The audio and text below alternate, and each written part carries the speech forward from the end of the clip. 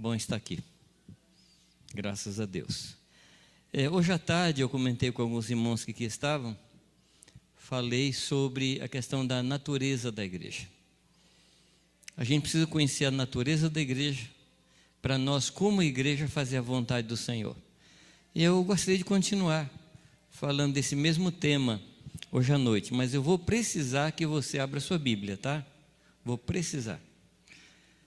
Eu tenho comentado com os irmãos e nos lugares onde eu vou sobre quais os motivos pelos quais a gente participa de uma reunião.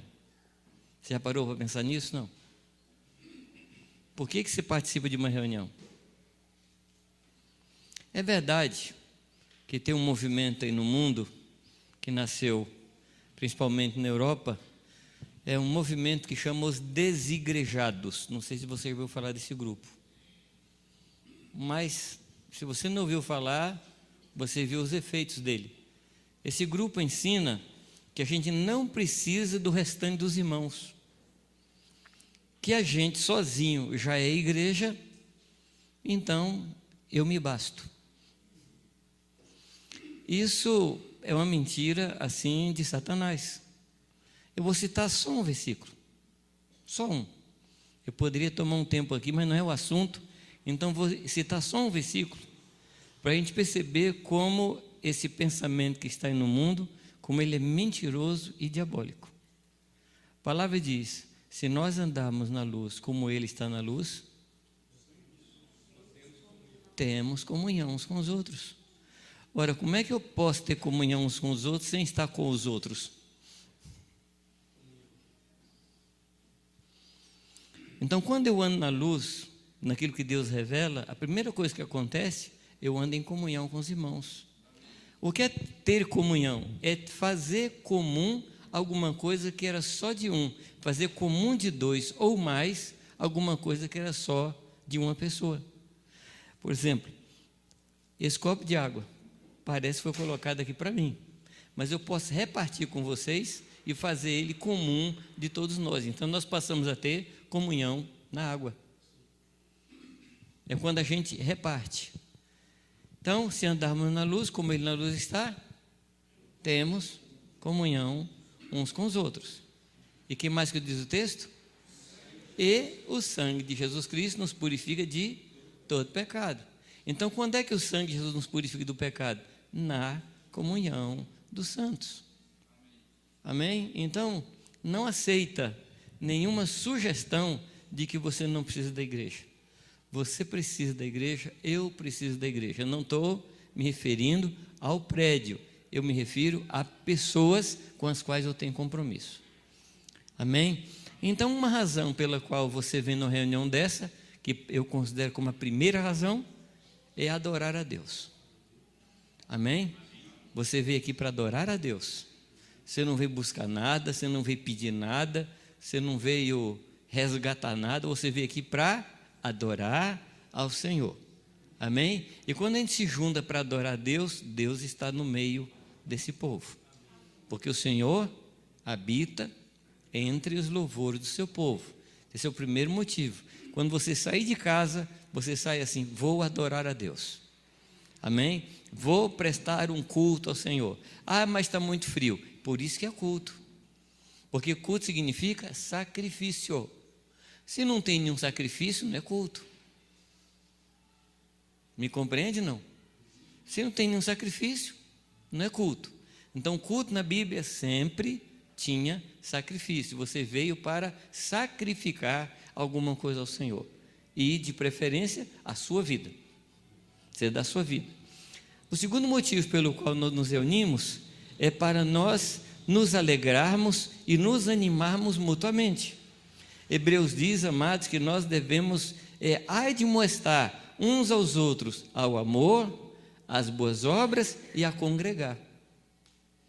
Então, quando eu estou com os irmãos, eu sou animado. Eu sou desafiado a ser uma pessoa melhor. Eu sou desafiado a ser um discípulo melhor de Cristo, quando eu estou com os irmãos. Amém, amados? Esse ambiente de igreja renova a gente. Eu já passei por muita situação em que eu estou muito cansado, mas quando chega nesse ambiente de igreja, nesse tempo de adoração, Deus renova as minhas forças. E olha que eu estou com mais de 20 anos. Um pouco mais. Dobra, você vai quase chegar lá, né? Eu preciso dos irmãos. Então, quando você se sentia assim em casa desanimado, abatido, chateado, que mais? Baixo astral, que mais? Triste, borocochô, já que falar difícil, macambúzio, sorumbático, ensimesmado, já que falar difícil, né? Quando você estiver assim, normalmente vem um pensamento: hoje eu não vou, pois é esse dia que você tem que vir. É esse dia. Hoje estou desanimado, então eu vou lá para me animar. Hoje estou cansado, vou lá para descansar. Amém? Estou chateado, hoje eu vou lá para me alegrar com meus irmãos. Então, o primeiro motivo, adorar a Deus. Segundo motivo, ser renovado na nossa força junto com os irmãos. E o terceiro motivo, para receber instrução. Aqui você recebe instrução. Não é instrução para ficar aqui, é instrução para trabalhar fora, para levar o evangelho, para aprender a discipular. Então aqui a gente recebe instrução. Então eu quero incentivar você. Quando você vai para a sala de aula, o que você leva para a sala de aula? Caderno, lápis, ou caneta, os livros. Então, quando você vier para uma reunião, traz material para você anotar. Não confia na sua cabeça, não. Confia na sua cabeça, não.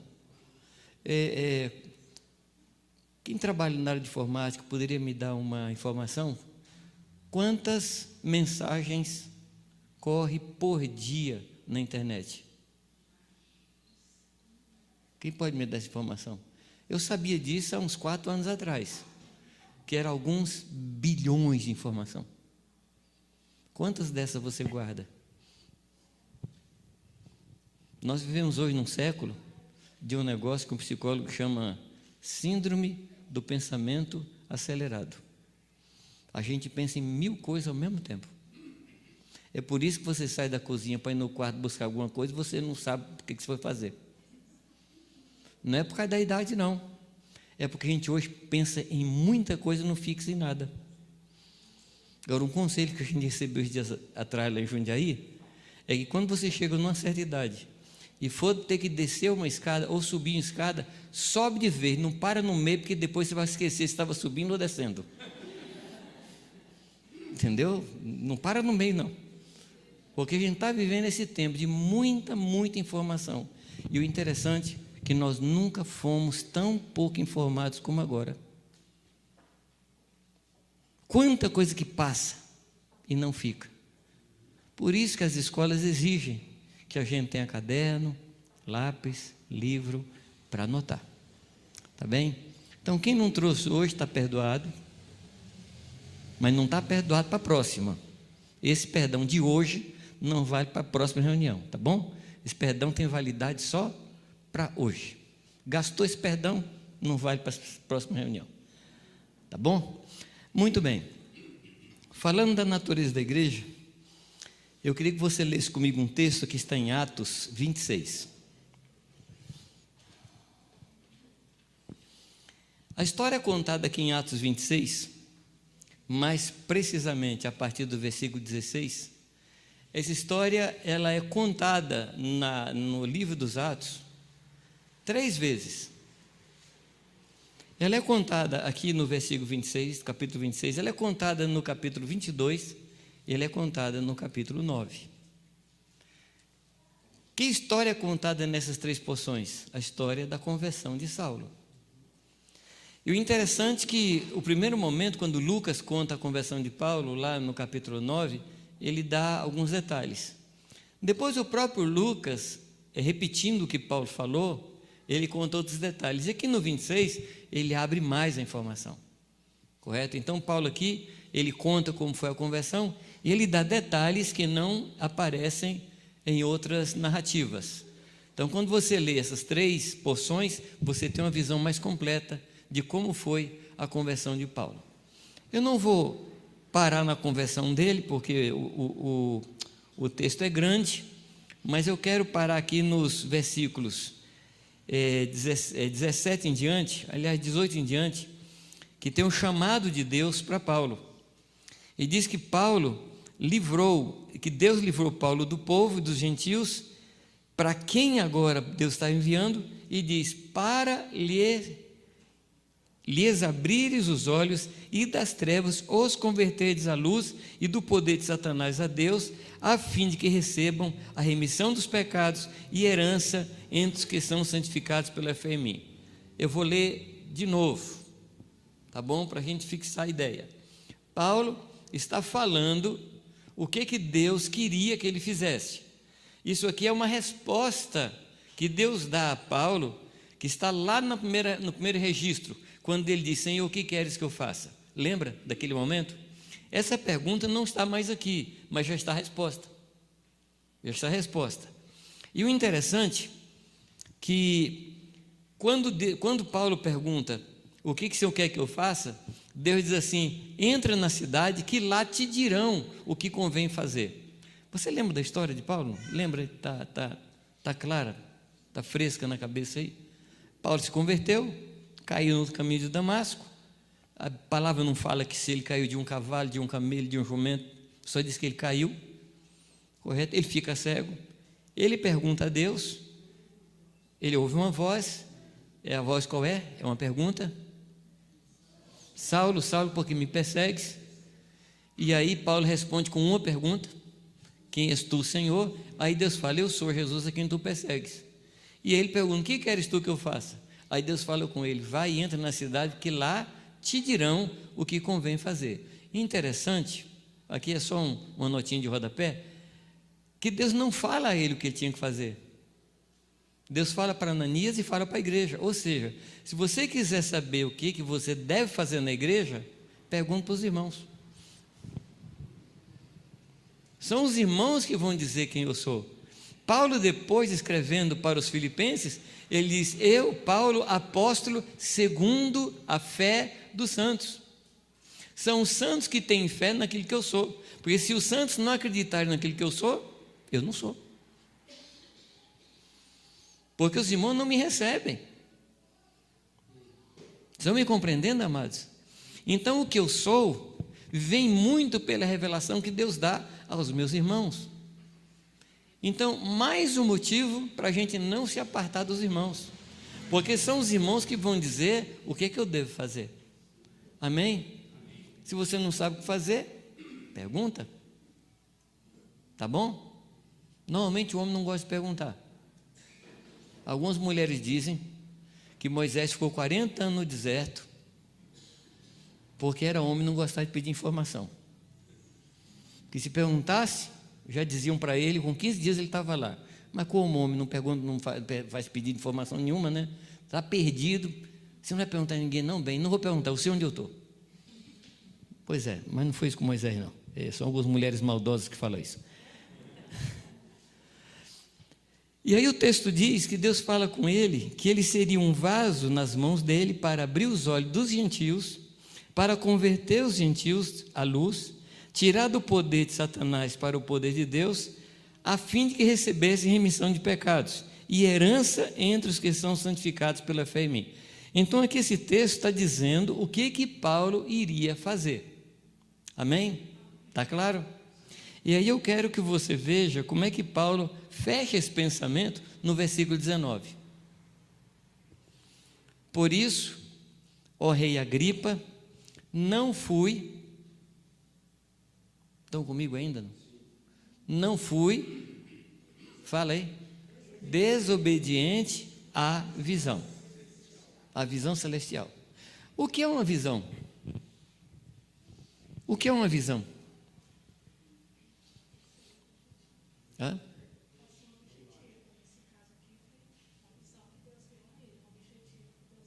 Isso, excelente.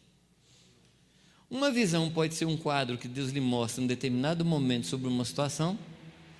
A gente está orando aqui, daqui a pouco alguém tem uma visão na sua mente, vê um quadro a respeito de um tema. Isso é visão. Mas aqui nesse caso não é esse tipo. No caso aqui está falando da vida dele, o que ele ia ser. Estão me compreendendo, amados? Então ele fala: eu não fui desobediente à visão. Qual visão?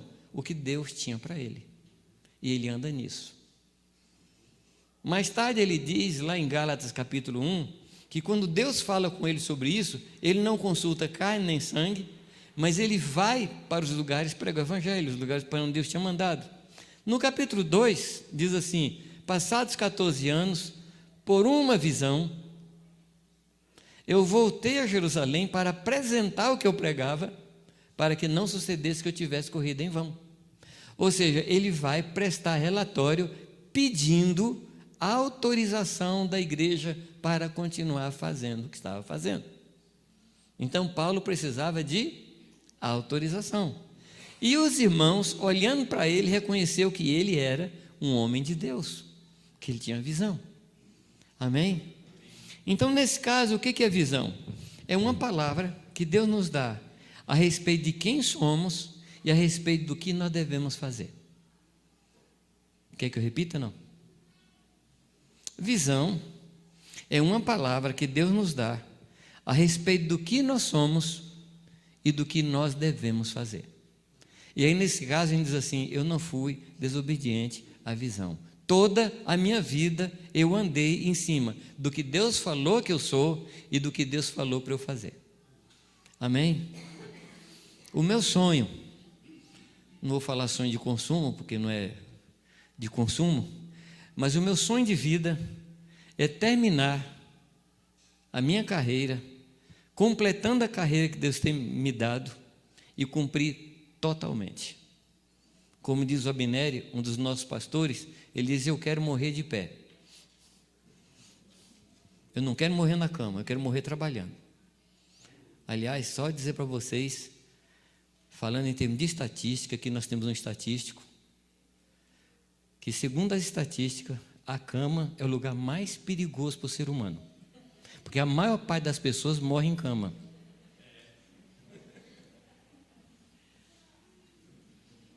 Não fica muito na cama não, que é um lugar muito perigoso. Tá? Dorme só o necessário e levanta logo, que aquele lugar mata a gente. Tá bom? Então não fica muito na cama não. Não dá para dormir mais? Levanta e vai trabalhar, tá? Se ficar lá, a cama vai comer você. É o bicho papão. Eu não fui desobediente à visão. Olhando para a sua vida, olhando para a minha vida, vamos dizer que cheguei no final, estou prestando o último relatório para Deus. Eu digo: Senhor, eu não fui desobediente à visão. O que o Senhor me mandou fazer, eu fiz. Podemos falar isso, amados? Você vai dizer: não, Jamil, você pode falar, você está com 70, eu não posso falar ainda porque eu estou com 15. Meu amado, quando a senha vem para te chamar, ele não vai perguntar a sua idade. Você sabe disso, não? Você sabe que a senha está distribuída já, né? Qualquer hora o seu número é chamado. E não importa a sua idade. Deus chamou, você vai. Nenhum amém?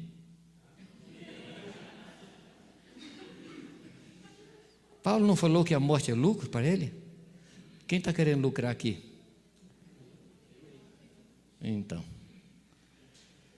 o que Deus falou a seu respeito? O que Deus falou a seu respeito? Quem é você? E o que você faz?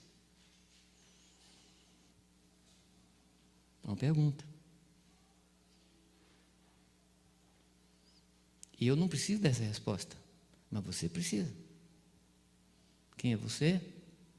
E o que Deus quer que você faça?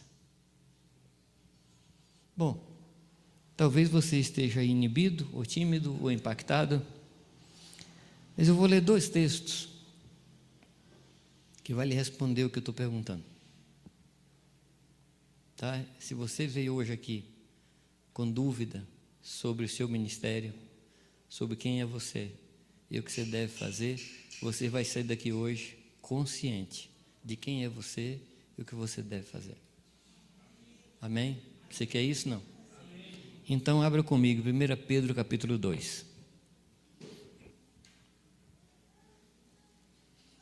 Primeira carta de Pedro, versículo 2.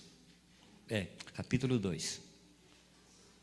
Nós vamos ler a partir do versículo 4.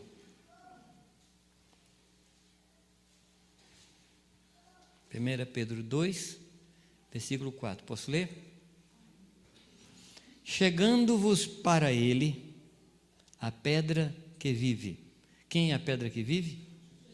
Jesus Cristo. Rejeitada sim pelos homens, mas para com Deus, eleita e preciosa. Aí a gente entra na jogada. Deus põe a gente na jogada. Ele diz: também vós mesmos, como pedras que vivem. O que Jesus é, amado?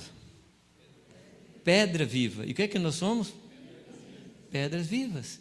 Então nós temos a mesma natureza de Jesus Cristo. Nós somos pedrinhas da rocha. Nós somos parte dessa grande rocha. Temos a mesma natureza do Senhor Jesus. Como pedras que vivem, sois edificados casa espiritual para. Esse para fala de destino. Esse para fala de objetivo. Este para fala de projeto. Então ele diz que nós estamos sendo edificados como casa espiritual para. Aqui começa uma revelação a respeito do seu destino. O que é que ele diz aqui? Estamos sendo edificados casa espiritual para sacerdócio santo, a fim, quer dizer, o sacerdócio não termina no sacerdócio, mas o sacerdócio tem um trabalho que é oferecerdes sacrifícios espirituais agradáveis a Deus por intermédio de Jesus Cristo. Então, só nesse versículo aqui, Pedro já começou a nos descrever. Primeiro, o que ele diz que somos? Pedras vivas. Está marcando aí? Você precisa marcar. Nós estamos aqui hoje num tempo de descoberta vocacional. Não só descoberta vocacional, mas descoberta da nossa identidade. Então está falando da nossa natureza. Nós somos pedras vivas, ou seja, temos a mesma natureza do nosso Senhor Jesus. Isso é glorioso. Amém, amados? Amém? É maravilhoso a gente ter a mesma natureza dele. No capítulo 1, Paulo fala isso, que nós somos participantes da natureza divina. Isso é pouca coisa, amados? Não. Isso é uma coisa maravilhosa.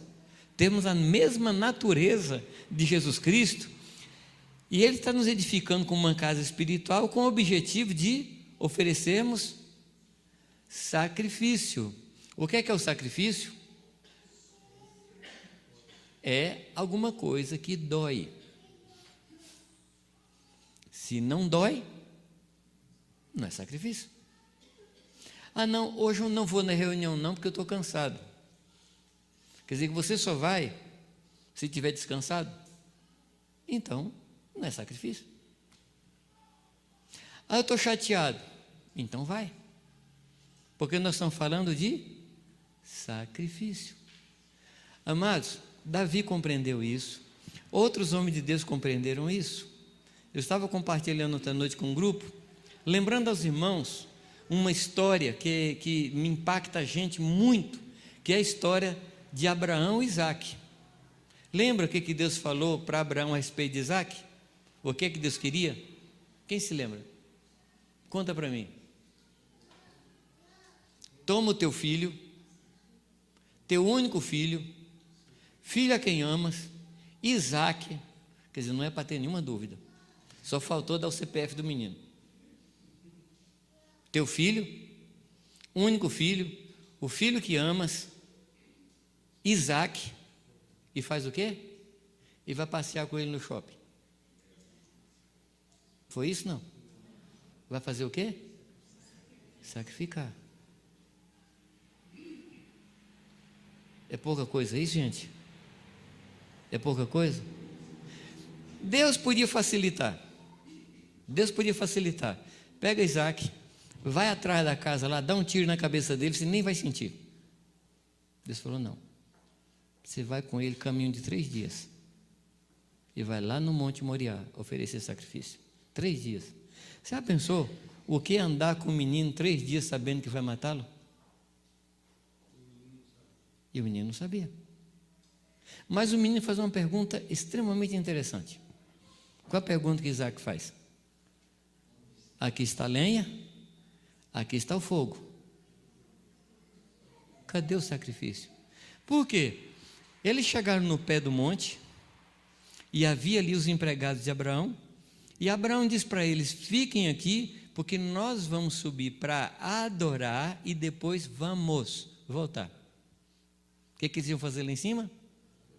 E o que Abraão ia fazer? Sacrifício.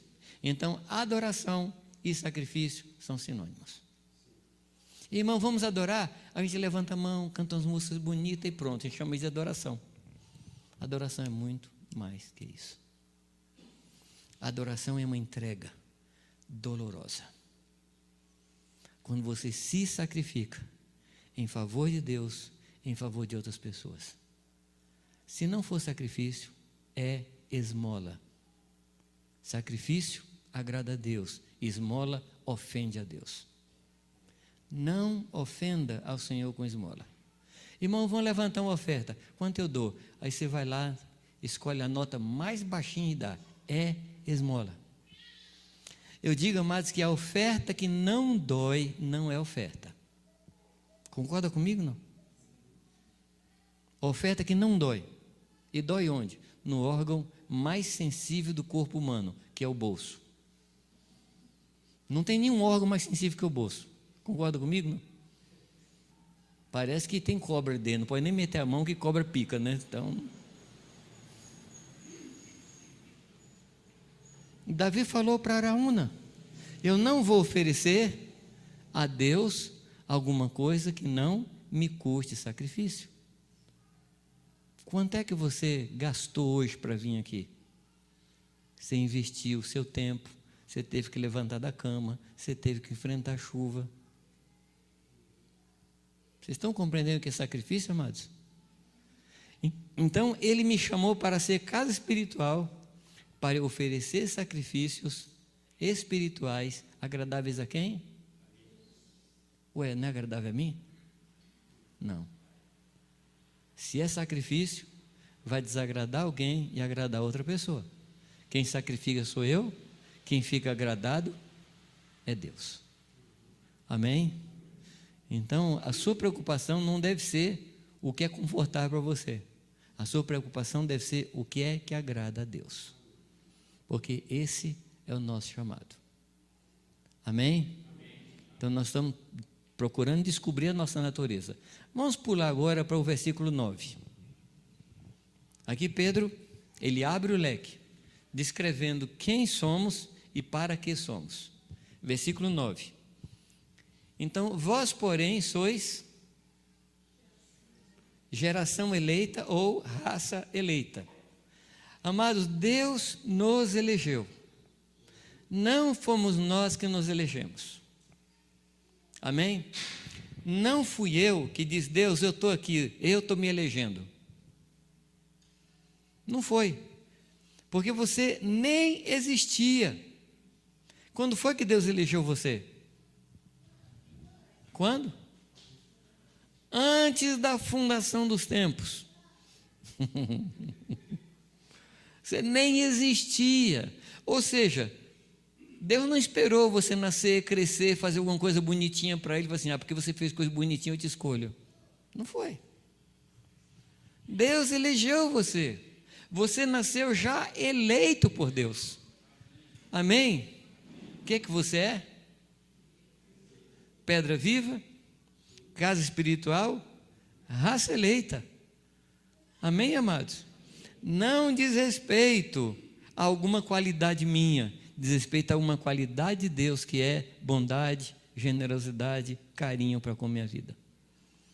Amém? Ele me escolheu baseado no que Ele é e não no que eu sou. Está claro isso, amados? Que mais ele diz? Que nós somos sacerdócio real. O que o sacerdote faz? O sacerdote, ele traz Deus para o homem e leva o homem para Deus. Ele é o intermediário, ele é o elo de ligação. Então nós somos um sacerdócio real. Por quê? Nós somos do rei Jesus. Então qual é o nosso trabalho? O nosso trabalho é reconciliar os homens com Deus. Amém? Nós recebemos o ministério da reconciliação. Se você não sabia qual é o seu ministério, hoje você está sabendo. Agora, não espere que a gente vai dar um diploma para você, que esse ministério não tem diploma, só tem trabalho. Não tem diploma, não tem jeito de você pendurar num quadrinho um diploma para isso, não. Agora tem trabalho. E qual é o trabalho? Reconciliar pessoas que estão afastadas de Deus. Qual é o seu ministério? Reconciliação. Tem outros textos na Bíblia que falam a mesma coisa? Sim. A Bíblia diz que nós somos juntas e ligamentos. O que a junta faz? A junta junta. Ou não junta? A junta que não junta, não junta. Nem a junta. Qual é o meu trabalho? É juntar o homem a Deus e juntar pessoas que estão separadas. Você conhece dois irmãos que estão brigados, o que você faz? O que você vai fazer? Você vai pegar os dois, pôr no banheiro, tranca a porta, só solta quando eles fizerem as pazes. Não, não é isso não, isso faz com gato e cachorro, né? Com gente não. Mas o seu trabalho é aproximar pessoas. Se tem uma coisa que eu gosto, eu vibro, eu amo, é apresentar amigos meus a outros amigos meus. Gente, como eu me encanto com isso. Quando um amigo meu não conhece outro amigo, e eu ponho eles em contato, e eles se tornam amigos, falo, Deus do céu, coisa boa. Coisa boa. E eu tenho trabalhado nisso com afinco. Eu tenho trabalhado nisso assim com muita força. Tinha muita gente que não conhecia Lael, não tinha o prazer de conhecer Lael, não tinha o prazer de conhecer Tânia, tinha o prazer de conhecer vocês, e hoje me conhece. Eu vibro com isso, porque eu sei que essa é uma parte do meu ministério. Não só meu, seu também. Amém? Então nós somos sacerdócio real. Então o sacerdote, ele liga a pessoa a Deus. E como é que ele liga a pessoa a Deus? Pregando o evangelho. Ele prega o evangelho e a pessoa se converte a Deus. E a primeira coisa que você tem que fazer, quando você prega o evangelho para a pessoa, a primeira coisa, desculpe eu ser chato, a primeira coisa é ensinar a pessoa a orar. Primeira coisa. Porque se a pessoa começar orando, ela já chegou lá. Ela chegou assim no alvo mais alto que uma pessoa pode chegar, que é conversar com Deus. Tem algum lugar mais alto que esse? Não. Não tem, amados. Não tem. Quando você leva a pessoa a experimentar uma vida de oração, você pôs essa pessoa num lugar chamado Canaã. Porque Canaã não é uma questão de terra, Canaã é uma questão de relacionamento com o Pai. Porque no Egito o povo não podia relacionar com Deus, em Canaã pode. Então qual é o meu trabalho? É pegar a pessoa do Egito e levar em Canaã, com a pregação do Evangelho da Paz. Amém, amados? Esse é o trabalho sacerdotal. O texto diz que nós somos também nação santa. Tem outras versões que eu gosto mais, que tem aí um artigo definido, que diz a nação santa. Não sei como é que a sua diz aí. Dá uma olhadinha, tem um artigo definido?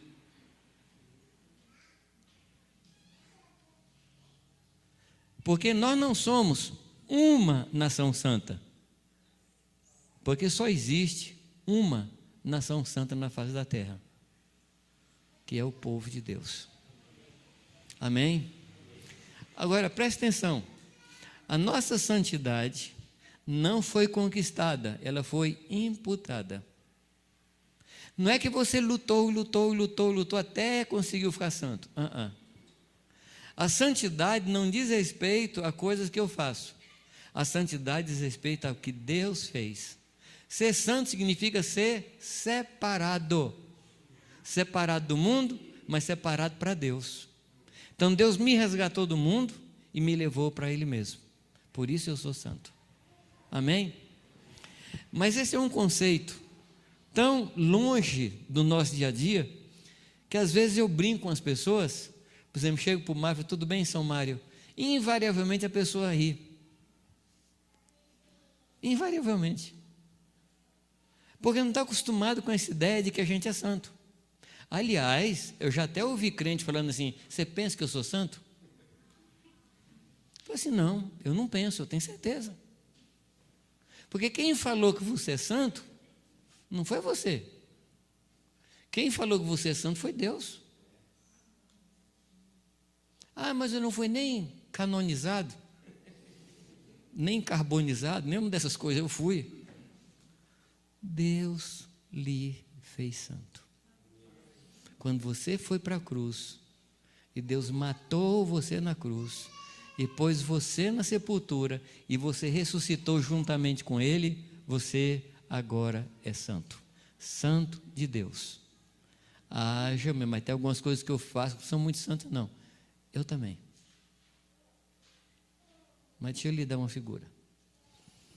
Nós estávamos agora no interior da Bahia, e eu conversei muito com um homem que estava nos hospedando, que ele trabalha numa fazenda da Michelin. Ele estava me contando lá os processos de enxerto, as coisas, coisa fantástica, coisa lindíssima. Talvez para você não, mas eu me inebriei ouvindo ele contar as coisas lá. Então, quando eles têm uma seringueira que não é muito boa, eles precisam de um cavalo, que é uma seringueira boa. E eles cortam e vêm com aquilo e enxertam naquela seringueira boa. E aquela seringueira enxertada, ela passa a produzir coisa boa. Entendeu? Você se lembra que nós fomos enxertados em Cristo? Você lembra não? Você foi enxertado nele?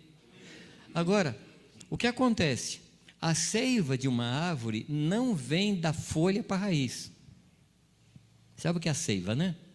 A seiva é o sangue da árvore. Não vem da folha para a raiz. Qual é o sentido? Da raiz para os ramos, até o último raminho. Então o que acontece? É quando você enxertou um ramo bravo numa oliveira boa, durante um tempo, aquele ramo que tinha oliveira ruim, ela ainda vai produzir oliveira ruim, porque a seiva não chegou até o último raminho, mas a seiva está subindo, e está subindo, e está subindo, e um dia todos os frutos na sua vida vão ser frutos bons. Amém? A seiva está subindo, não está? Porque nós somos enxertados. E quem enxertou a gente? Foi a gente que foi lá e se enxertou? Deus nos enxertou. Deus sabe trabalhar com isso, não? Deus sabe mexer com planta? Ele conhece tudo. Ele conhece tudo. E Ele enxertou você em Jesus Cristo. Então pode ser, não falar de você, fala de mim. Você ainda vai ver na minha vida algumas uvas azedas, algumas uvas intragáveis, mas tem paciência comigo. Tem paciência, que um dia todos os meus frutos vão ser de acordo com a raiz na qual eu fui enxertado. Tem paciência comigo, tá? Por favor. Você ainda vai ver coisas na minha vida, mas jamei ainda. Falei, por favor, amado, tem paciência, tem dó de mim, eu estou no caminho. Nós somos o quê? Nós somos nação santa. Por que nós somos nação santa? Porque Deus nos santificou. Deus decretou a nossa santidade. Então nunca mais você vai falar para alguém assim, você pensa que eu sou santo? Você vai dizer, eu sou santo, mas ainda tem coisas na minha vida que não são, mas vão ser. Amém? Você tem fé nisso? Não? Você precisa ter, porque isso é um fato. Isso aconteceu. Correto? Jesus veio a essa terra, Jesus morreu, Ele ressuscitou, você estava junto. Você estava junto. Quando Cristo foi pregado na cruz, você estava junto. Quando Ele foi sepultado, você estava junto. Quando Ele subiu ao céu, você estava junto. E onde é que nós estamos agora? Junto com Ele, assentados em Cristo Jesus, na região celeste. Amém? Isso que está acontecendo aqui é uma projeção holográfica, porque na realidade nós somos sentados nele. Tá bom? A gente está vivendo aqui, mas eu gosto de dizer que nós somos a única planta que tem raiz para cima. Nós recebemos seiva de cima. A nossa seiva não vem de baixo. Quando um cristão tenta pegar a seiva que de baixo, estraga tudo. Sua seiva não vem daqui. Nação santa, e nós somos uma nação. Nós temos todas as características que nos fazem uma nação. Nós temos um idioma diferente. Amém? Nós temos um idioma diferente. Qual é o idioma do cristão? Adoração, louvor. Qual é o idioma do mundo? Murmuração, lamentação, xingamento, lamúria.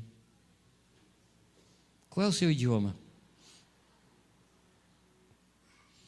Lael, eu descobri que tem um lugar na face da terra, é o lugar onde tem mais lamentação e murmuração. Não sei se você sabe onde é.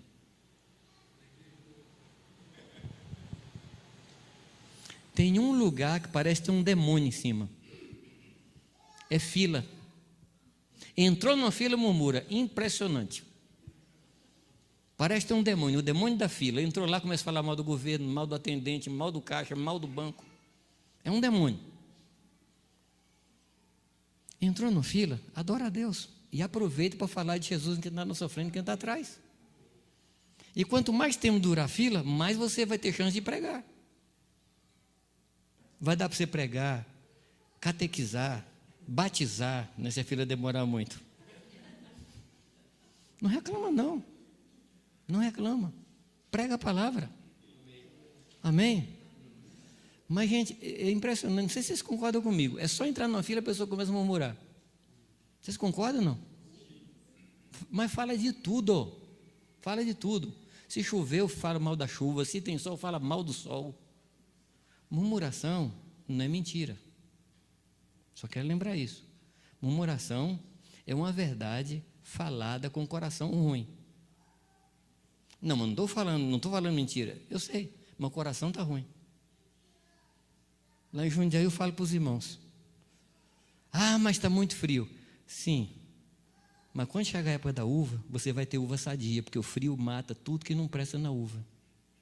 Ah, mas está muito calor. Sim, mas quando chegar o tempo de chupar uva, se tiver docinha, foi aquele calor que você está amaldiçoando.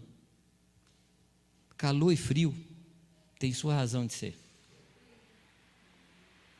Amém? Se você não sabe o que é, adora a Deus porque você não sabe. Mas nem murmura, nem fale mal. A gente amaldiçoa. A palavra diz que a gente mata com a nossa língua. Vamos continuar. Então ele diz que nós somos sacerdócio, é nação santa, povo de... Como é que diz o texto aí? Povo de propriedade exclusiva de Deus. O que é que significa? O que é que significa? Hã? Só tem um dono e Deus não gosta de sócio. Deus é dono da minha vida e não quer sócio. As ações da minha vida não estão à venda. Deus comprou tudo. Ele é dono, não é majoritário, é dono total. Eu sou dele, porque ele me comprou. Amém? Você está entendendo quem você é? O restante do versículo fala de minha tarefa. O que é que diz aí? Tudo isso é para que eu proclame as virtudes daquele que me chamou das trevas para a sua maravilhosa luz. Nesses dois textos que nós lemos, no versículo 5, versículo 9, nós ganhamos o que aí? Nossa identidade e o nosso ministério. Agora, tem um versículo que se diz por aí, né? Se pudermos complicar, por que simplificar, né? Conhece esse versículo? Não. Não é na Bíblia, mas tem um versículo. Para-choque de caminhão. Se pudermos complicar, por que simplificar? Meu amado, se você está fazendo isso aqui, se está certo para você isso aqui, não faz mais pergunta a Deus, não. Vamos trabalhar. Amém? Vamos trabalhar. É isso que Deus quer? Eu vou fazer. Às vezes a gente já sabe o que a gente deve fazer e continua perguntando a Deus, revela o que eu sou. Meu amado, está aqui. Está aqui. E o que Paulo chama isso aqui? A que nome Paulo dá isso? Visão. Lendo essas coisas e andando nisso, você pode dizer daqui a algum tempo, não fui desobediente à visão. Eu sei o que sou e sei o que faço.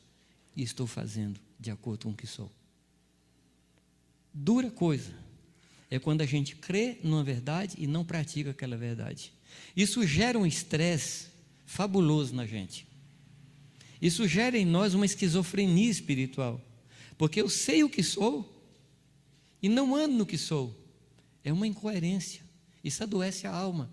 Isso gera ansiedade. E eu fico pensando, Deus do céu, como é que a pessoa tem total consciência do que é e não anda no que é? Isso gera ansiedade, gera depressão, gera uma infelicidade tremenda, porque a pessoa não está andando no que ela quer. Eu não estou dizendo que toda depressão é causada por isso. Tem depressão que tem fundo químico. Mas uma boa parte das depressões que eu conheço, amados, é de gente que sabe o que deve fazer e não está fazendo. Isso gera uma tristeza aqui. Agora, dias atrás, eu estava perguntando para um pessoal, você já viu um roceiro, um homem lá da mata, que pega a enxada, martelo com depressão? Você já viu, não? Não tem tempo. Não tem tempo para depressão. Porque está trabalhando de sol a sol. Aí chega cansado em casa, o que ele faz? Dorme. Levanta o dia seguinte, faz o quê? Vai trabalhar. Não tem tempo para depressão. Não sei quem conhece pessoa da roça aí. Quem conhece? Levanta a mão comigo aí. Você já viu um roceiro, um mateiro lá, plantador de feijão com depressão? Eu nunca vi. E os menininhos já crescem com enxada na mão. É ou não? É um remédio ótimo para a depressão. Qual foi o pecado de Sodoma? Você lembra, não? Soberba, fartura de pão, ociosidade e não se importava com o pobre. Próspera ociosidade. Ou seja, não faz nada. Aí entra aquele outro versículo. Mente vazia é oficina do diabo. Aí o diabo deita e rola. Aí depois a pessoa, não sei quem eu sou, ai de mim, não sei de onde vim, não sei para onde vou. Meu querido, volta para a Bíblia. Volta para a Bíblia. Não dê lugar para essas coisas. A ansiedade é o profundo desejo de controlar o que a gente não pode controlar. Essa é a minha definição de ansiedade. Quando você quer controlar tempo, quando você quer controlar o futuro e quando você quer controlar pessoas. Nenhum dos três se consegue. Nem você consegue se controlar. Quanto menos controlar os outros. O que vai ser de amanhã? Não sei. E se acontecer isso amanhã? Também não sei. E se não acontecer? Também não sei. Depois não dorme. Tem uma palavra em português. Português tem umas palavras fantásticas. Uma delas é a palavra preocupação. É uma palavra autodefinida. O que é preocupação? É ocupar-se antes. Quem se preocupa trabalha 2 vezes. É ou não? Eu tenho que lavar roupa. Meu Deus, quanta roupa. Jesus, misericórdia. Maria José, vem me ajudar e tal. Quando vai para a roupa para lavar, já está cansada. Meu pai na fé dizia assim, não passe na ponte antes de chegar nela. Tem um negócio mais lógico que isso? Não tem nada mais lógico. Basta cada dia o seu mal. E vem o pão de cada dia. Então hoje tem o pão de hoje e tem o mal de hoje.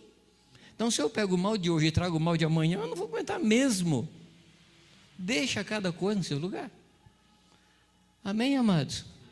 E ande naquilo que Deus falou para você que você é. É simples demais, não? É. Mas a vida cristã é simples. É a gente que complica. Bom, e aí o que é que Paulo fala? Não fui desobediente à visão. Amados, existem algumas coisas que tiram a nossa visão. Agora eu vou falar agora do aspecto negativo. Eu não gostaria de falar, mas precisa falar. Algumas coisas que tiram a nossa visão. A primeira delas é reação errada ao sofrimento. Há um livro muito bom do Lloyd Jones que fala Cristo e o sofrimento humano. Se você conseguir comprar esse livro, ele é excelente. Cristo e o sofrimento humano. Muito bom. E ele analisa qual é a reação dos povos ao sofrimento. Por exemplo, o oriental, o indiano ou hinduísta, ele diz que sofrimento é o karma, que não tem jeito de você se livrar dele. Então, se você sofre nessa vida e reage bem ao sofrimento, na próxima vida você tem chance de se reencarnar em alguma coisa melhor. Então, se nessa vida era cachorro, na próxima pode ser árvore, na outra pode ser até chegar a ser humano e alguma coisa melhor. Então, ele não reage ao sofrimento, ele aceita como um karma. É um negócio imutável. Então, essa é a forma deles reagirem. E já o ocidental, nós não suportamos o sofrimento. Nós não suportamos. Mas, sem ser oriental, sem ser ocidental, como é que o discípulo de Cristo reage ao sofrimento? Ele entende que todas as coisas, incluindo o sofrimento, cooperam para o bem daqueles que amam a Deus e que são chamados segundo o seu propósito. Então, em cada sofrimento, ele procura aprender uma lição. Claro, eu não estou aqui pregando que a gente tem que virar faqui. Sabe o que é faqui, né? Aquele cara que deita em cama de prego, come gilete. Eu não estou pregando isso, eu não estou convidando você para ser faqui, sofrer por sofrer. Não, não é isso não. Ninguém gosta de sofrimento e Deus não nos criou para o sofrimento. Mas existem coisas em nossa vida, amado, que é consequência do mundo que nós estamos. Ou você acha que o ladrão só assalta quem não é crente? Na nossa casa, entraram 7 vezes. Pergunto, Deus, onde é que estavam os anjos? Não sei, Deus deve ter chamado o anjo para fazer alguma outra coisa lá. Sei lá. Bati o carro, meu Deus do céu, o que é que eu faço? Conserta. Ora. Não estou dizendo aqui que você tem que amar o sofrimento. O que eu estou dizendo é que a gente tem que aprender a lição que o sofrimento traz. Eu tenho estudado essa matéria de sofrimento. Eu descobri que tem um negócio na nossa vida chamado curso de consolação. Não sei se você já ouviu. Curso de consolação. E é um curso que tem graduação, pós-graduação. É o seguinte, acontece uma coisa com você que lhe causa sofrimento. Uma primeira reação, uma das primeiras reações é perguntar a Deus onde foi que eu errei. Aí você analisa, e analisa, e analisa, e analisa, não descobre nenhum erro. Ah, só pode ser o diabo. Aí começa a amarrar o diabo. E amarra, e amarra, e desamarra, e amarra de novo. E algema, e desalgema, e a coisa continua.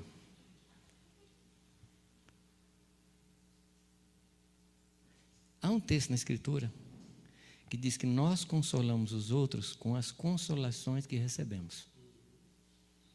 Pergunto, como é que você pode consolar se você não foi consolado? E como é que você pode ser consolado se não tem sofrimento?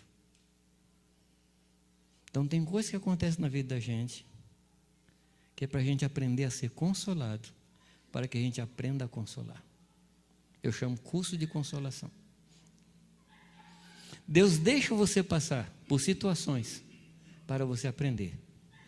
Deus fala em Deuteronômio que Deus deixou alguns inimigos na terra para nos ensinar a guerrear.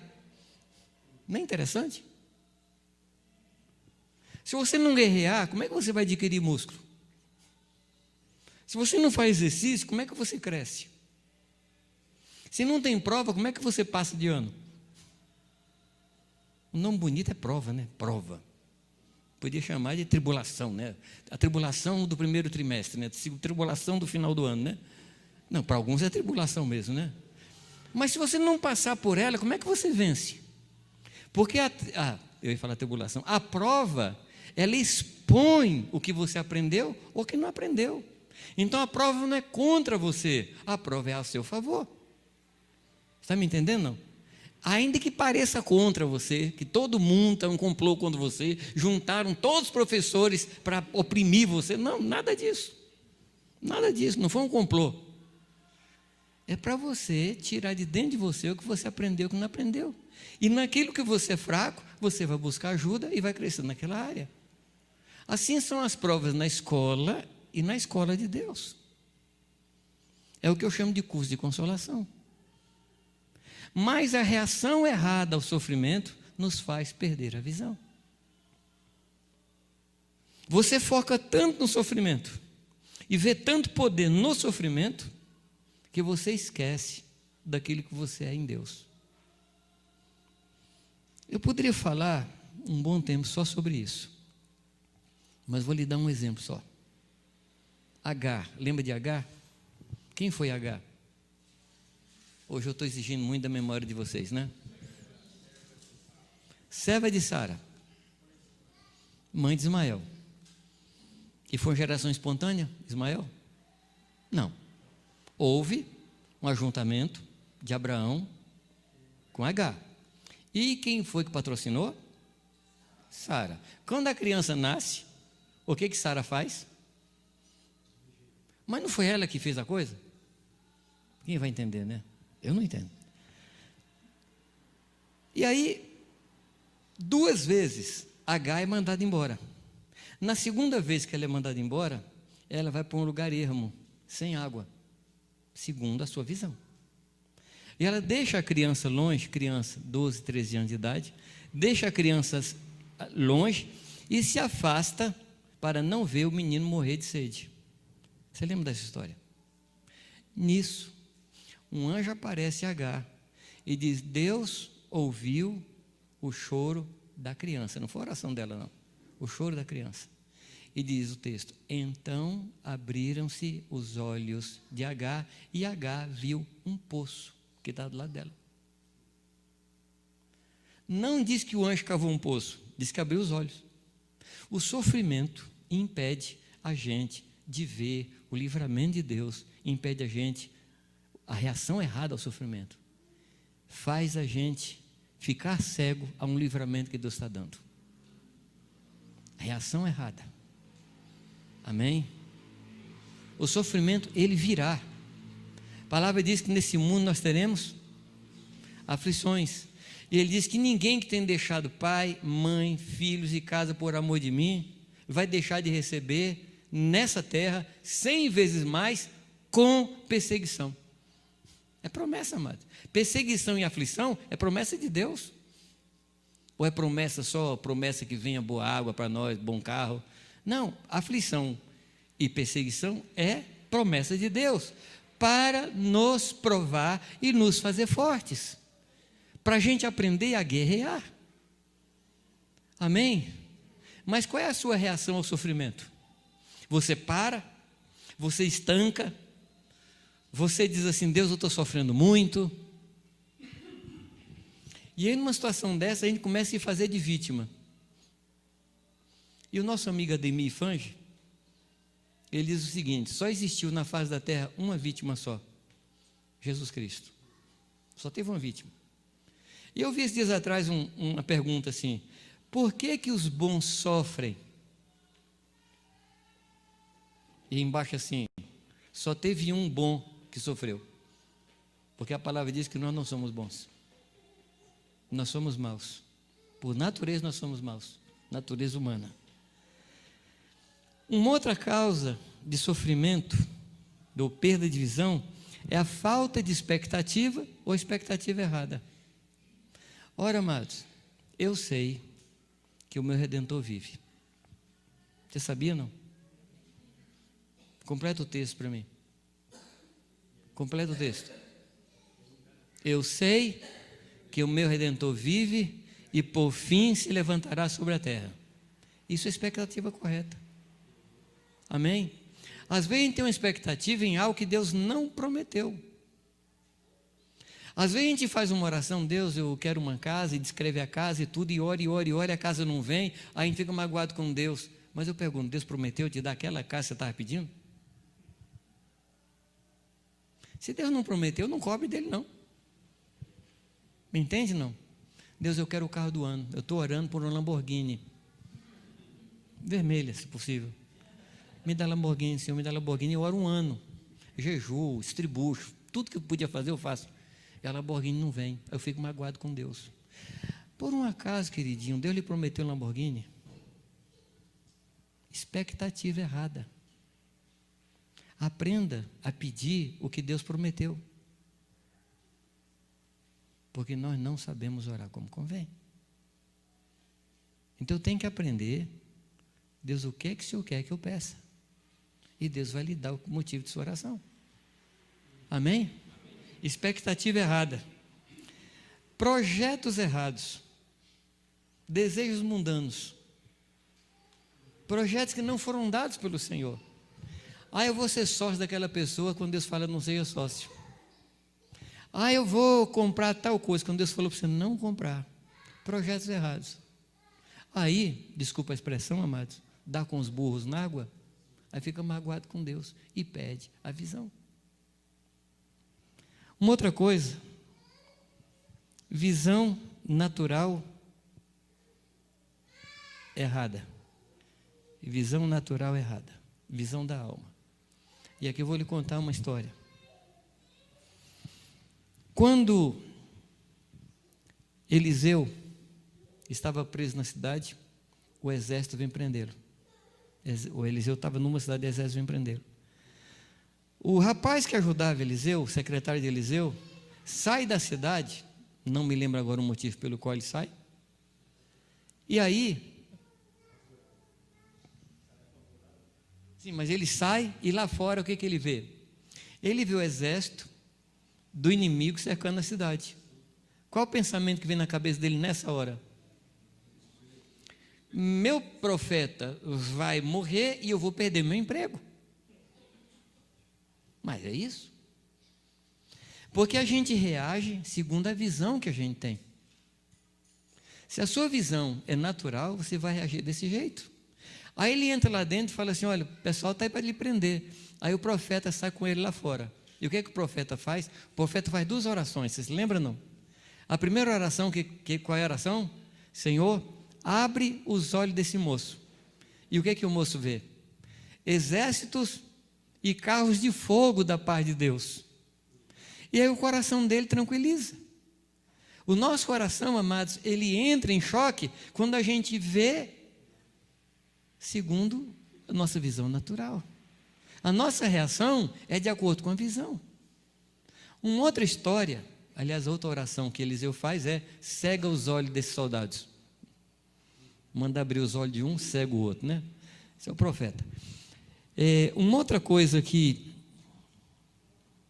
eu perdi o texto que eu queria trazer para vocês. Tá, eu vou lembrar. Eu estou citando 2 Reis 6,13. E em diante, no versículo 17, ele diz, peço-te que ele abra os olhos para que veja. Já voltou o que eu queria falar. 12 homens entram na terra para ver a terra, lembra não? Em Canaã. 10 voltam com um relatório e 2 voltam com o mesmo relatório. Só que 10 veem o que deviam ver, mas eles trazem uma informação a respeito de gigantes. Lembra disso? Não. Os 2, quem foi? Calebe e Josué, eles veem a terra. Deus não mandou aqueles 12 olhar para gigantes, Deus mandou olhar a terra. Quando você olha para onde Deus não mandou você olhar, você vai se abater. Ou você acha que Deus não sabia que tinha gigante? Deus falou para espiar a terra, porque o gigante, Deus ia cuidar. Dos gigantes Deus ia cuidar. O povo tinha que cuidar da terra. Mas o que a gente faz? A gente olha para onde Deus não mandou. Quando nós fizemos um projeto de comprar uma casa em Jundiaí, Deus falou que ia dar casa para a gente, eu saí procurando a casa. E as casas que eu vi eram muito caras. E eu entrei numa depressão, assim, no começo da depressão. Falei, Deus, o Senhor falou que ia dar casa para nós, mas eu não tenho dinheiro. Você vê que loucura? Eu achava que Deus ia me dar casa baseado no que eu tinha. Quando Deus disse que me dá casa por um milagre. E foi o que aconteceu. Então, quando a gente olha para o lugar errado, o sofrimento toma conta da gente e a gente perde a visão. Amém? Eu queria que a gente orasse agora, pedindo para Deus abrir os nossos olhos, para ver o que Ele está mostrando para nós, ao nosso respeito e a respeito do nosso ministério. Você pode orar? Você pode se levantar ou curvar sua cabeça, como você quiser, e pedir, Deus, revela para mim a visão que o Senhor tem ao meu respeito e a visão do meu ministério. E deixa Deus lembrar você as coisas que nós falamos hoje aqui.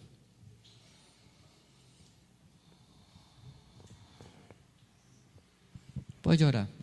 Ora por você. Não me deixe olhar, Senhor Deus, para onde o Senhor não quer que eu olhe. Não me deixa ver o que o Senhor não quer mostrar. Mas me faz ver, Pai, o que o Senhor está mostrando para mim nesta noite, a meu respeito. Senhor, eu quero declarar o que o Senhor falou que eu sou.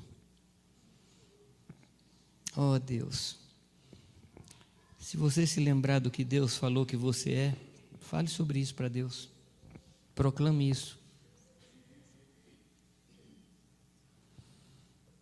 Deus, Deus amado, Deus amado.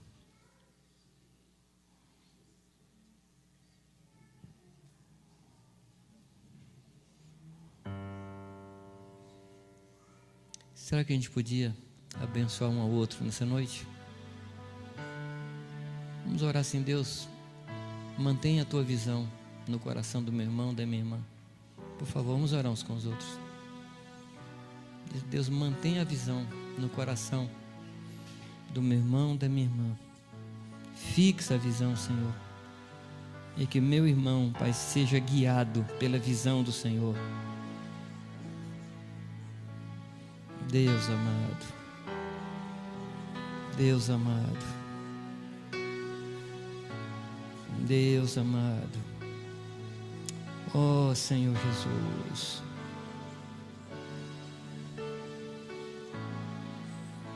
ó Deus, Deribahanda la shuri canta diante alara barrondo lobo xandarima.